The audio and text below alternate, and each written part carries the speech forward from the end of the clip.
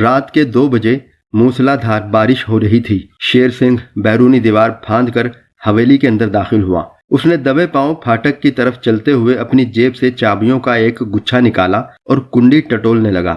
وہ ابھی تاریکی میں ہاتھ مار رہا تھا کہ بجلی چمکی اور وہ یہ دیکھ کر حیران رہ گیا کہ کنڈی میں تالا نہیں تھا۔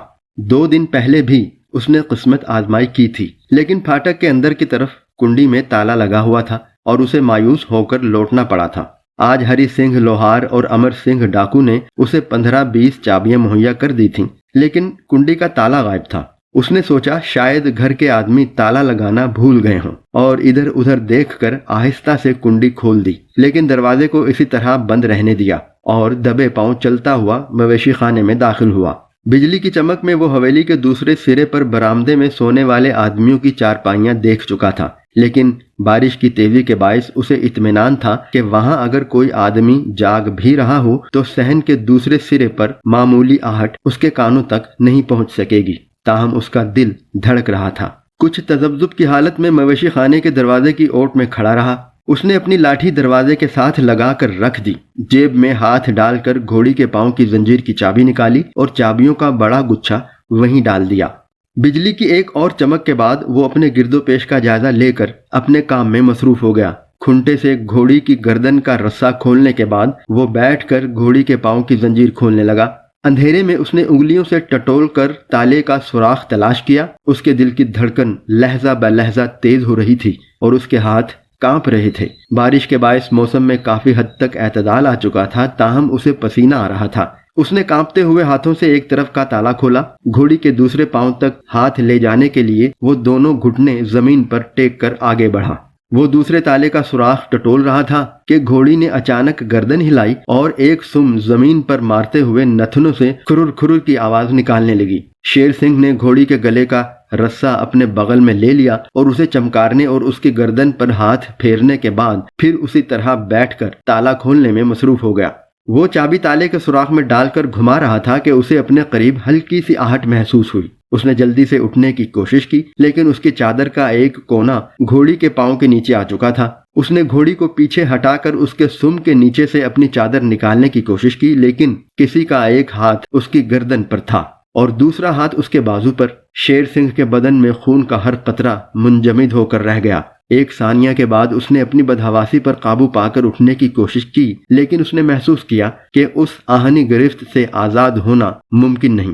پہلا خیال جو اس کے دماغ میں آیا یہ تھا کہ حملہ آور افضل کے سوا اور کوئی نہیں ہو سکتا۔ حملہ آور نے اچانک اس کی گردن چھوڑ کر دونوں ہاتھوں سے اس کی کلائی پکڑ لی اور مروڑ کر اس کی پیٹھ کے ساتھ لگا دی۔ شیر سنگھ نے محسوس کیا کہ اگر اس نے ذرا اور زور دیا تو اس کا بازو ٹوٹ کر اس کے کندھے سے الگ ہو جائے گا۔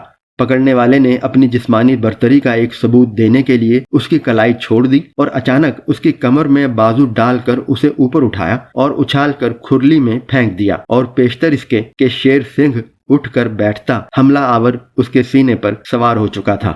میں تمہارا 2 راتوں سے انتظار کر رہا تھا، تم اب نہیں جا سکتے۔ یہ افضل کی آواز تھی جس میں غصے یا اضطراب سے کہیں زیادہ خود اعتمادی تھی، وہ خود اعتمادی جس کی بدولت مرد شیر کے گلے میں رسہ ڈال دیتے ہیں۔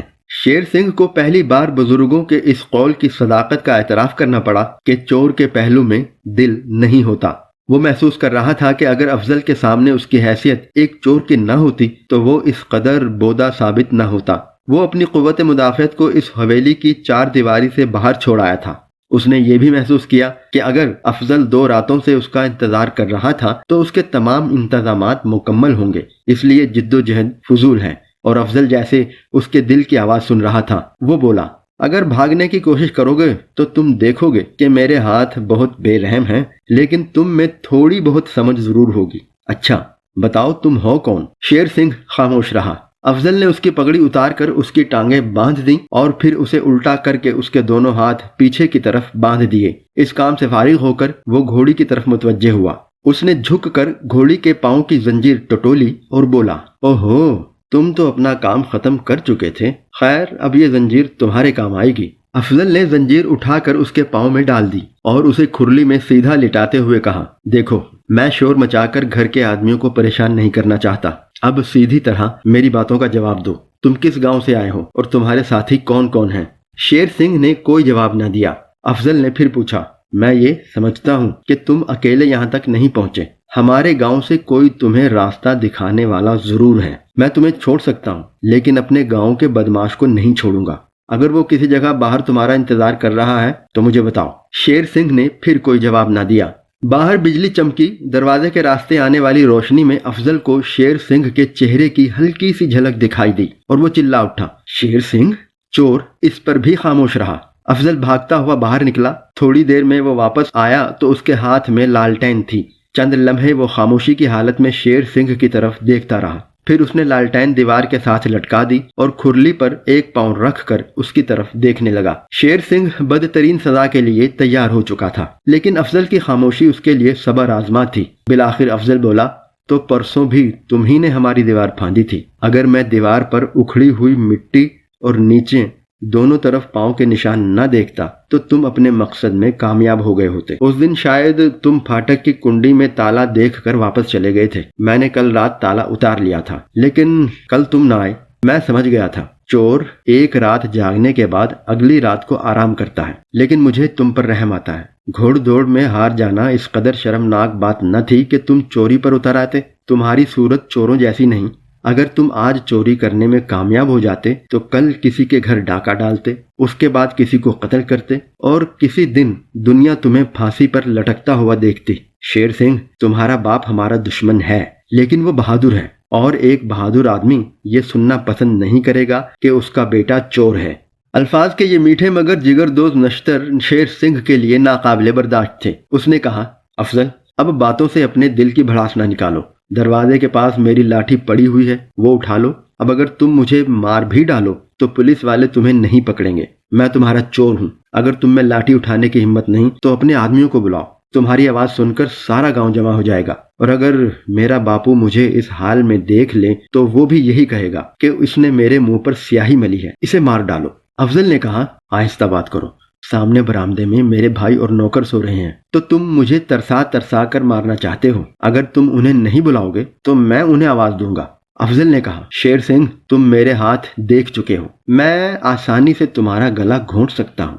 میری مرضی کے بغیر تمہاری آواز تمہارے ہونٹوں سے باہر نہیں آ سکتی۔ افضل نے یہ الفاظ کچھ اس انداز سے کہے کہ شیر سنگھ نے اپنے جسم میں ایک کپ کپی سی محسوس کی۔ دونوں تھوڑی دیر خاموشی کی حالت میں ایک دوسرے کی طرف دیکھتے رہے۔ افضل اچانک تیزی سے قدم اٹھاتا ہوا باہر نکل گیا۔ جب وہ واپس آیا تو اس کے ہاتھوں میں گھوڑی کی زین اور لگام تھی۔ اس نے اطمینان سے گھوڑی کی پیٹھ پر زین رکھ کر اسے لگام دی اور پھر زین کستے ہوئے بولا، شیر سنگھ، تم نے کسی آدمی کو پھانسی پر لٹکتے ہوئے نہیں دیکھا، میں نے بھی نہیں دیکھا، لیکن بھائی کے ساتھ جا کر دلاور علی ڈاکو کی لاش دیکھی تھی۔ پھانسی کے بعد اس کی زبان منہ سے بالشت بھر باہر آ چکی تھی، اس کی آنکھیں بھی باہر آ چکی تھیں، اور اس کی گردن، توبہ میری توبہ، میں اپنی زندگی میں کبھی نہیں ڈرا، لیکن اسے دیکھ کر ڈر گیا تھا۔ کہتے ہیں کہ وہ پہلے چوری کرنے کے جرم میں 1 سال کے لیے قید ہوا تھا۔ جیل سے رہا ہونے کے بعد وہ ڈاکو بن گیا، پھر اسے 7 سال کی سزا ہوئی۔ دوسری بار رہا ہونے کے بعد اس کا دل بڑھ چکا تھا اور اس نے 3 آدمیوں کو قتل کر دیا، پھر اسے پھانسی کی سزا ہوئی۔ افضل زین کسنے کے بعد گھوڑی کا رسہ کھول کر اس کی گردن کے ساتھ لپیٹ رہا تھا۔ شیر سنگھ نے کہا، تم تھانے جا رہے ہو؟ افضل نے اطمینان سے جواب دیا، نہیں، میں یہ نہیں چاہتا کہ دلاور علی کی طرح تمہاری گردن بھی کسی دن پھانسی کے پھندے تک پہنچ جائے۔ میں نے اس کی ماں اور بیوی کو روتے ہوئے دیکھا تھا، میں نہیں چاہتا میں تمہاری ماں باپ کو بھی اسی طرح روتا ہوا دیکھوں۔ میرے لیے یہ زیادہ آسان ہے کہ میں تمہارے دونوں بازو توڑ ڈالوں تاکہ تم پھر کسی کی دیوار نہ پھاند سکو، لیکن میں نے سنا ہے کہ اگلے مہینے تمہاری شادی ہونے والی ہے۔ شیر سنگھ، اگر میں تمہیں آج چھوڑ دوں تو پھر تم کبھی چوری کرو گے؟